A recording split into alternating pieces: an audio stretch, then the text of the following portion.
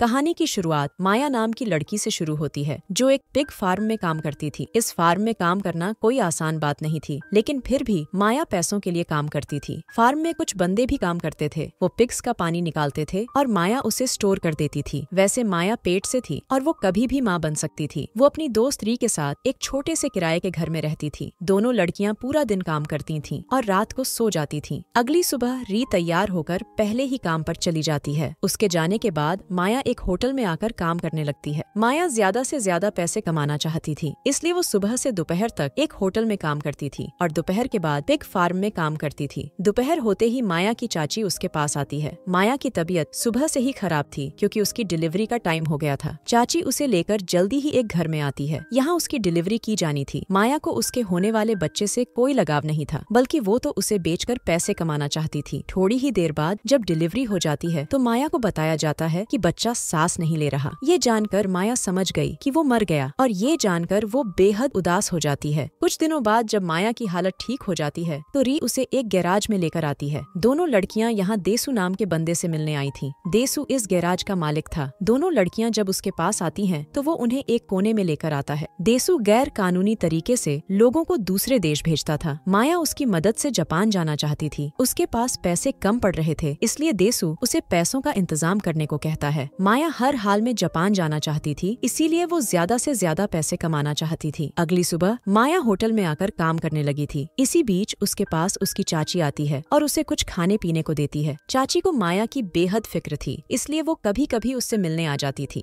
Hotel में काम करने के बाद माया एक टैक्सी में बैठती है और फिर फार्म में आकर काम करने लगती है। री भी इसी फार्म में काम करती थी। वो यहाँ पूरा दिन काम करती थी, जबकि माया आधा दिन काम करती थी। काम करते करते माया चुपके से स्टोर में आती है और फिर पिग्स के पानी की कुछ बोतलें उठा लेती है। इसके बाद वो बाहर आकर पहले एक लिफाफे में थोड़ा सा पानी डालती है और फिर लिफाफे में पिग्स का पानी डाल देती है। माया ने पैसे कमाने के लिए चोरी की थी और जल्दी ही वो एक लड़के के पास आकर उसे लिफाफा बेच देती है। रात होते ही माया अपने घर आती है और री के साथ सो जाती है। अगली सुबह माया अकेली ही देसू के पास आकर कहती है कि मुझे एक जरूरी बात करनी है। उसकी बात सुनकर देसू उसे एक कोने में ले आया। माया उससे कहती है कि मैं जल्द से जल्द जापान जाना चाहती हूँ। उसकी बात सुनकर देसू कहता है कि मैंने पहले ही बता दिया था कि तुम्हारे पास कम पैसे हैं और इतने कम पैसों में तुम जापान नहीं जा सकती। माया उसे समझाती है कि मैं बाकी के पैसे जापान जाकर भेज दूंगी, लेकिन देसू उस पर यकीन करने को तैयार नहीं था। माया उसका पानी निकालने की कोशिश करती है, लेकिन देसू उसे रोक देता है। कुछ देर बाद माया और री